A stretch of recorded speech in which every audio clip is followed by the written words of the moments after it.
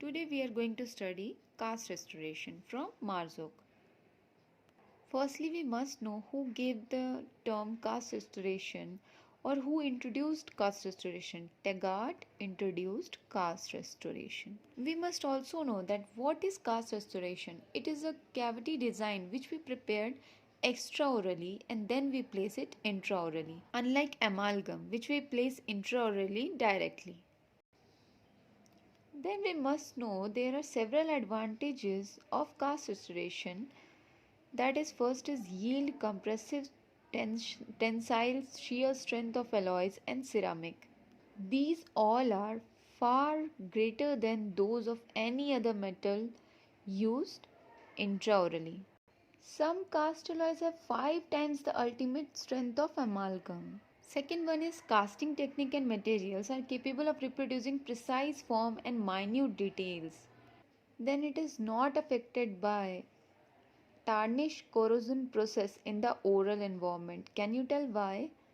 Because cast restoration include noble metals and this property is lacking in amalgam.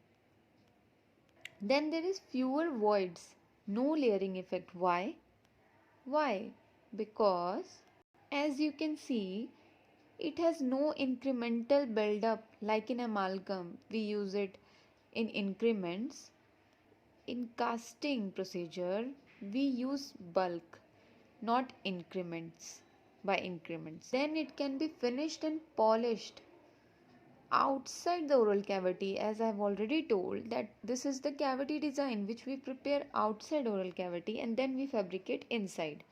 So it's again advantageous. Now let's see the disadvantages.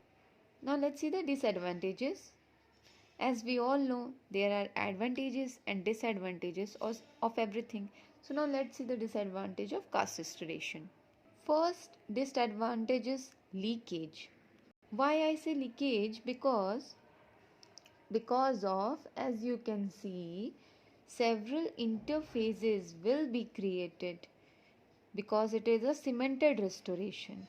Where the several interfaces will be created? At tooth cement casting junction. So you will see leakage around and under a cast restoration is the most complicated and has the highest dimension among all restorative material. Okay, this leakage will be more pronounced gingivally than at other part of restoration. Okay, this is important.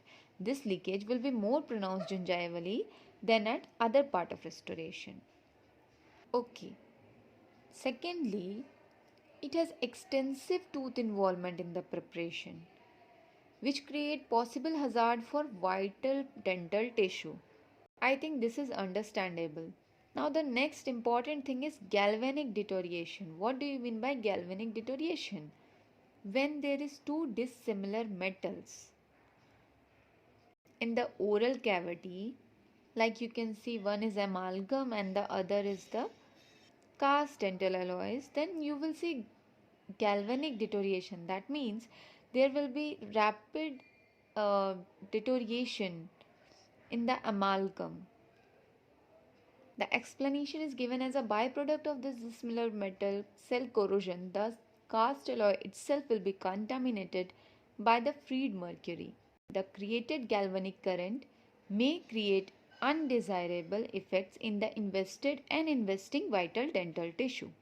Now, this was the case with amalgam, but if it is a composite restoration and a cast dental restoration, cast dental alloy, there will be nothing happening like galvanic deterioration because composite is not a metal. So galvanic deterioration will not happen. Now the procedure for cast restoration fabrication is lengthy. As you can see, we will fabricate it. Firstly, we will do it extraorally. We will prepare the cavity design and do everything extraorally. Then we will put inside the oral cavity or we will fabricate inside the oral cavity. So it will take more than one visit with temporary coverage between visits. So it's a lengthy process. The next point is you will see occlusal surface attrition. Why you will see occlusal surface attrition?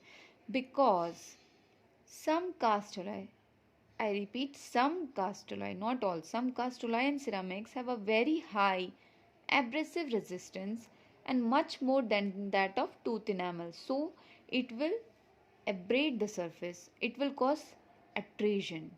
And this abrasion could lead to imbalance in occlusion, resulting in teeth shifting, tilting, rotating, which will lead to occlusal interference during mandibular movement.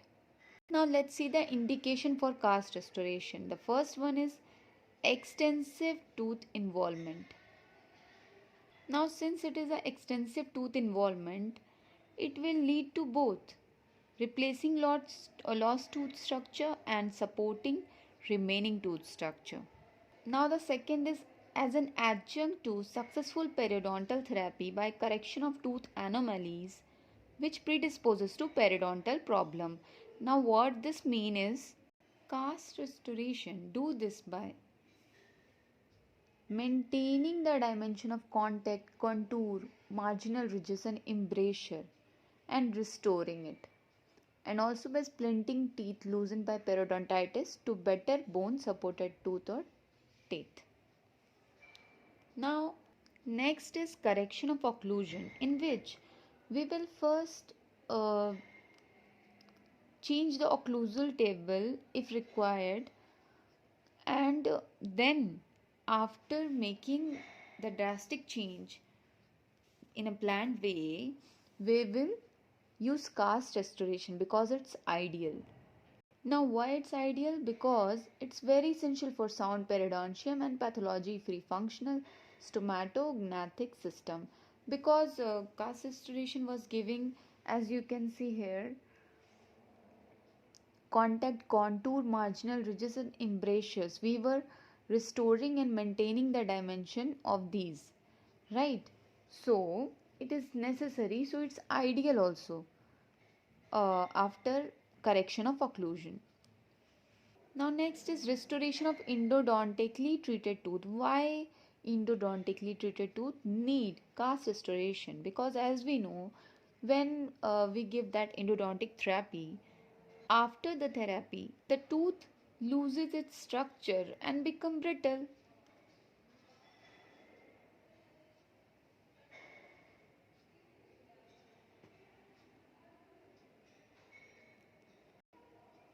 Now after the endodontic therapy we will require that the clinical crown portion of the teeth will require reinforcing restoration, and that we will give by cast restoration.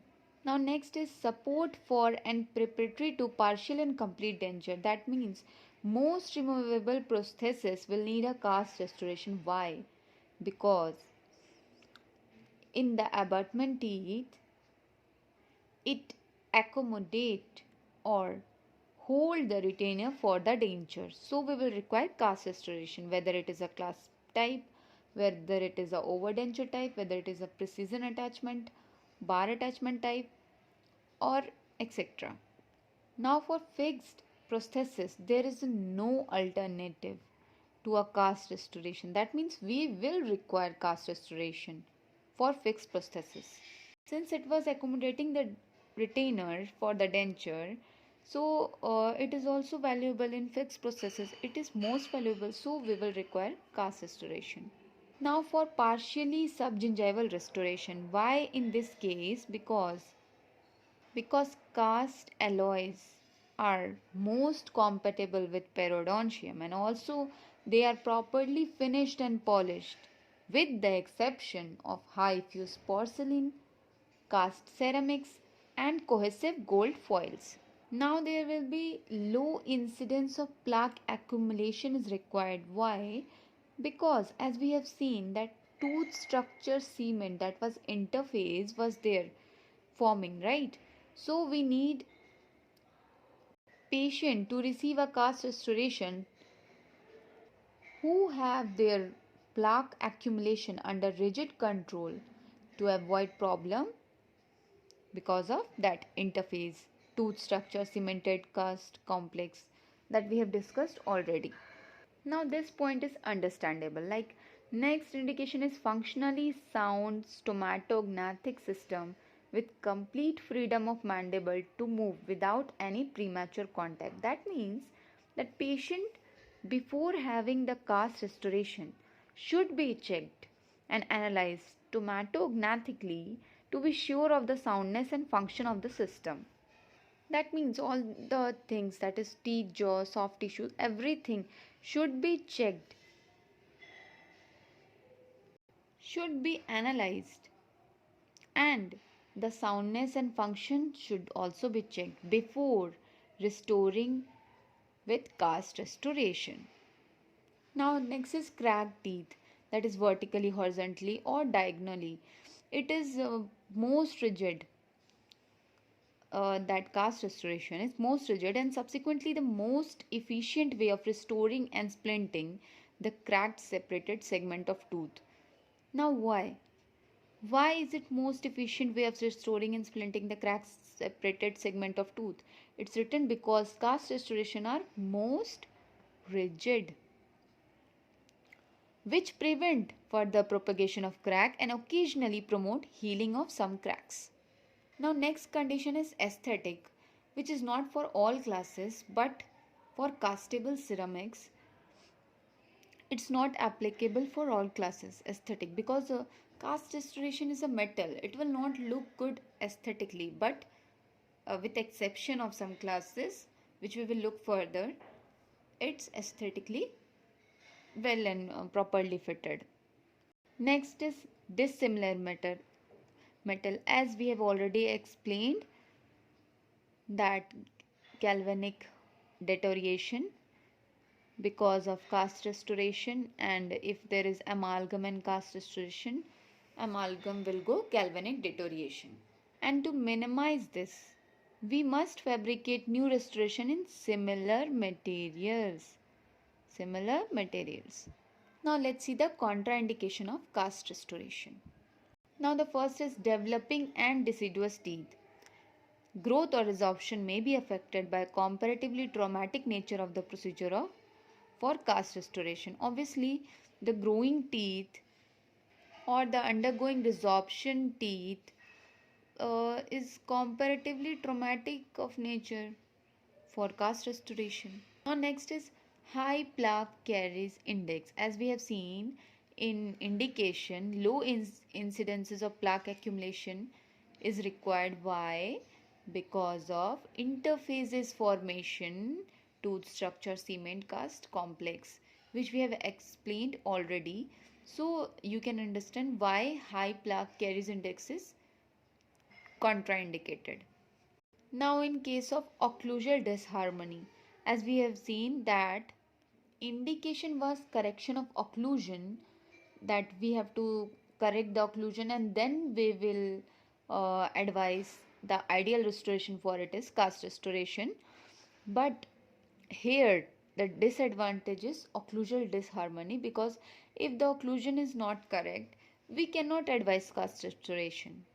Why? Because cast restoration required proper function and sound stomatognathing system.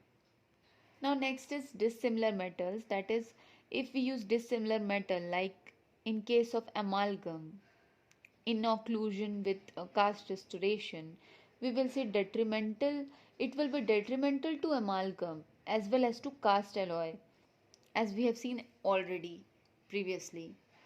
Now let's see materials for cast restoration.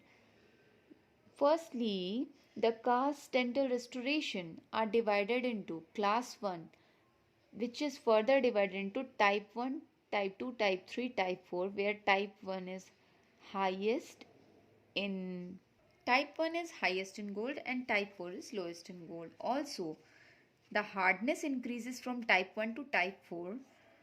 The proportional limit and tensile strength value are also increased. What do you mean by proportional limit here? Is that proportional limit represent resistance to permanent deformation under stress, and also elongation decreases. And what do you mean by elongation? Is elongation represent here the relative ductility or brittleness of the alloy. Now let's see class 2. Okay, and also class 1 according to ADS specification is type 1 to type 4, okay, that we have explained already. And class 1, in class 1 the gold percentage is more than 75. And class 2, let's see the class 2. Class 2 is low gold alloy where gold content is less than 50% and some may contain as little as 5%. And then in class 3, these are non gold palladium based alloy, okay. And then in class 4 it is nickel chromium based alloy, and class 5 it is castable moldable ceramic, and these are the aesthetically looking fine type thing which we have discussed already here. Here that aesthetic point was not for this indication is not for all classes, it's indication for class 5, that is castable moldable ceramics. Now let's see in detail the composition and its effect. Okay, now first we will see class 1. According to ADS specification, these alloy have at least 70 to 75% gold or one of its platinum group substitute, which is platinum, palladium, rhodium, osmium, iridium and ruthenium. Now it requires 70 to 75% is primarily gold, okay, and 1 to 5% is platinum or palladium, and the large portion of remaining is 25 to 30% is silver, and to a lesser extent copper, which play a vitally important role in hardening the alloy. Okay, so here we have also seen the copper function, which is hardening the alloy. But as you can see, it is in lesser extent in type 1. So we will see least hardening in type 1. So in other words, type 1 will be more plastic, as it is written here, type 1 being the most plastic and highest content of gold, and type 4 is the least deformable with lowest content of gold, from which you can understand since it is least deformable, that means it is hardened. So copper content will be more and gold will be less. So lowest content of gold. Now indication is also given that for a single tooth restoration type 3 or type 2 is used. Now let's see class 2. In class 2, although there is no ADS specification like in class 1 there was ADS specification number 5, which you should remember, but in class 2 there is no such specification, ADS specification. So it's also called economy, sometimes it's called economy gold alloy, okay. The gold content is much lower than class 1. Palladium is usually used as a gold substitute, as we have seen it earlier in that materials, okay. Copper, silver and zinc again comprise of 25 to 30% of alloy composition. Some of these alloy contain up to 60% palladium, as a little as 5% gold. We have seen properties of gold. Now we will see properties of palladium, which is that it is most desirable because of its strength, nobility, hardness, and plasticity of the mass. However, you must know that plasticity decreases as there is more palladium. That means when the amount of palladium is more, the plasticity will be less. Now let's see class 3. In class 3, these are composed mainly of palladium and silver with indium, copper, tin and zinc constituting not more than 10%. Okay, and now you must know that in class 3 we will see that palladium is, especially its color is white and the density is very light, that is 11 gram per centimeter cube, whereas in class 1 the density was 19.3 gram per centimeter cube. Strength, hardness, plasticity and nobility, as we have seen that palladium characteristic is this only, so this is the same here also.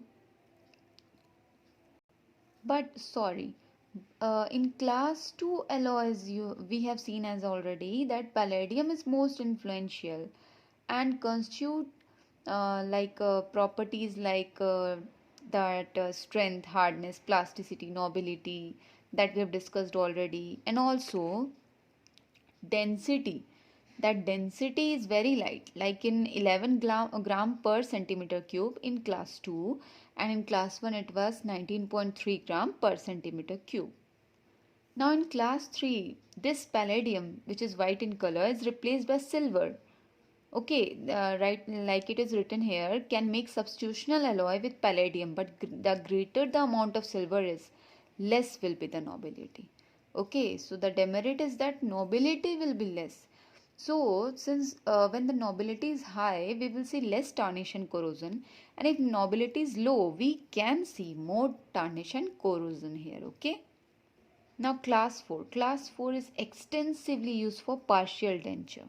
Here, density is 8 gram per centimeter cube. Plasticity is very little, and hardness and color of the alloy.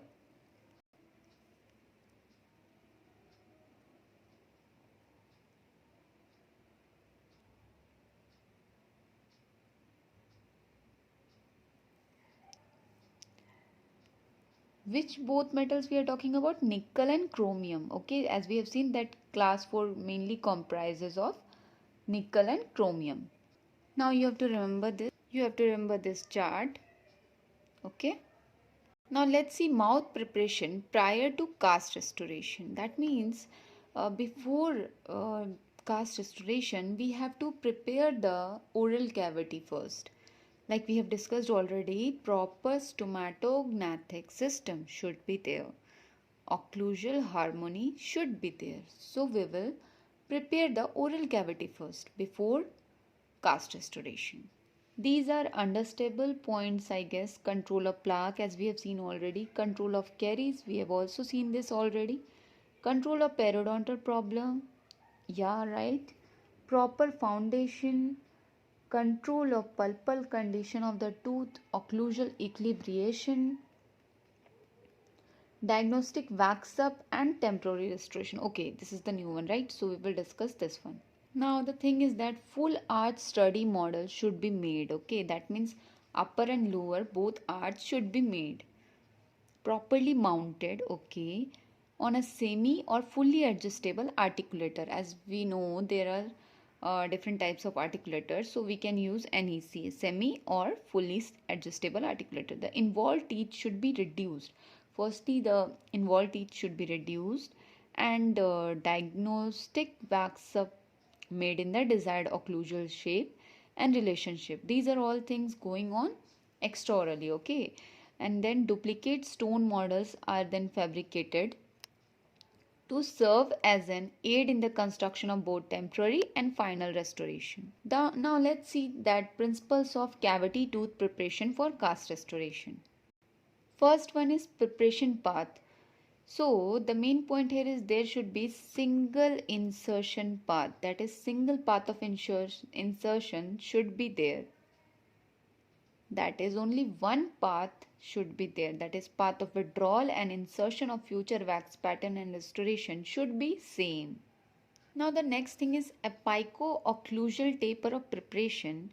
As we know that maximum retention in a cast restoration, opposing wall and opposing axial surface of tooth preparation should be perfectly parallel to each other. Okay, the ideal thing is that it should be perfectly parallel to each other, but we know that if it is perfectly parallel to each other, then there will be problem in getting finer materials out of the preparation.